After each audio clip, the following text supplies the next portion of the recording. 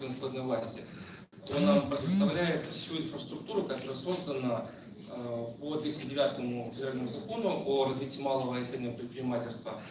Значит, что же касается вот союзов и подобных там, ассоциаций и других структур, то представляется... Давайте скажем честно, пока нет.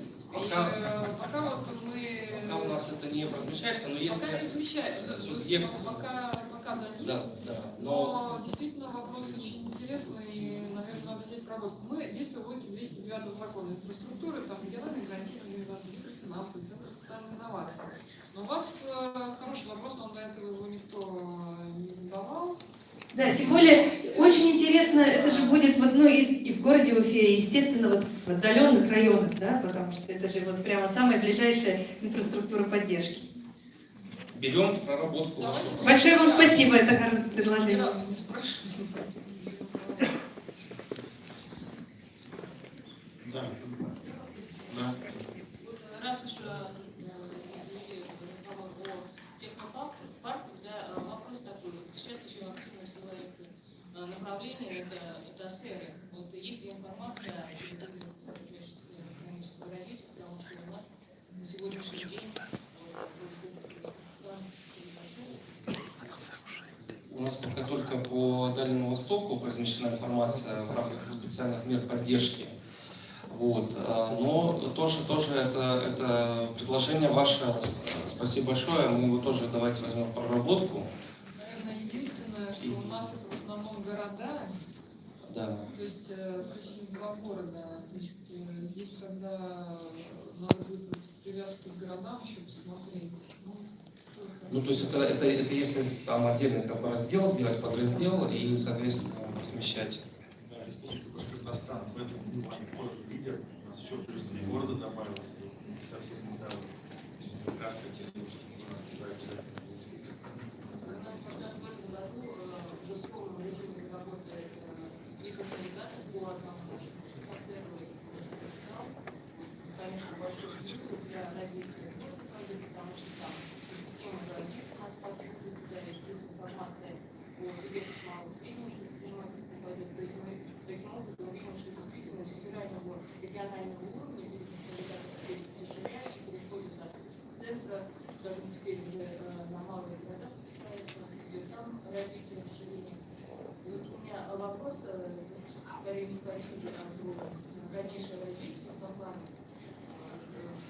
Комитетного предпринимательства и креативности направления тоже идет работа, и благодаря и корпорациям, и сотрудникам, Владислава Викторовича, очень благодарен взаимодействию сейчас в включении бизнес-навигаторов капитала. И вот вопрос, возможно, не в этом году, не в следующем году, а если планы, то, что вот большие города включались за счет центра. Если они сейчас осуществляются за счет центра. Допустим, малые города, есть такое. Но в плане, чтобы разработать какую-то систему поддержки, софинансирования, средств федеральных, чтобы помочь либо отдельных категорий категории, чтобы помочь дальше подключать бизнес-навигаторов, чтобы развивался его позицию на уровне малых Мы вот говорим всегда честно и открыто, что 172 города, постоянно обновление информации, повторюсь, что в этом самом дорогого и самого ценного, что постоянно не закупаем обновляем информацию. 172 города корпорация в состоянии пользования. Выполнение остальных городов здесь действительно возможно только при финансовой поддержке или субъекта Российской Федерации или муниципалитетов каких-то. Готовы брать инициативы к нашему региональному, чтобы мы как бы субсидировали эффекты зарплаты. Мы вчера уже примерно обсуждали, что от 50 тысяч уже более-менее актуально. Кстати, по поводу настроения навигатора, вот есть предложение у нас посмотреть еще один фильм по поводу Дама Портала.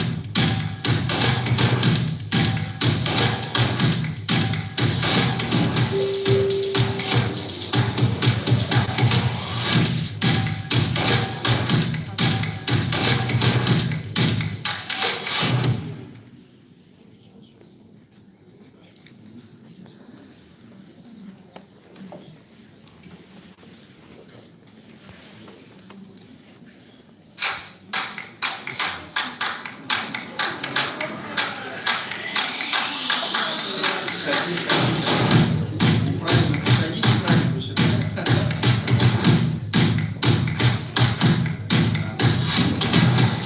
Коллеги говорят, уже наизусть знают ваши фамилии.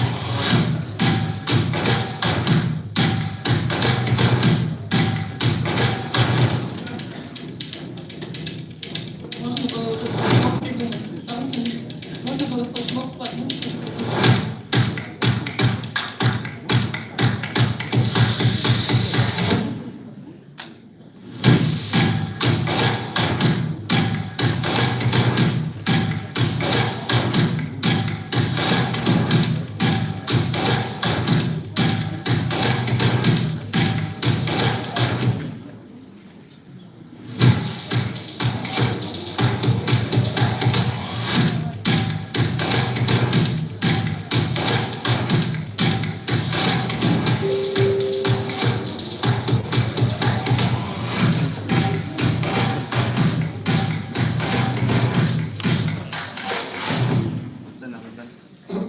Уважаемые коллеги, уважаемый Александр Иванович, добрый день.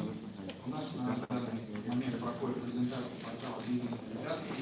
Мы работаем в режиме онлайн с возможностью отслеживания ваших вопросов прямо в сети интернет комментируемых. У нас здесь рабочее место живое, где наши предприниматели постоянно подходят, писаются за него и показывают свой опыт работы в данном портале. Уважаемый участник круглого стола, приветственное слово имеет временно исполняющий обязанности главы Республики Башкортостан Радик Фаритович Кадыров. Дорогие друзья, приветствую вас, участников и гостей стратегической сессии. Хочу поблагодарить Александра Арнольдовича за решение провести сессию в республике.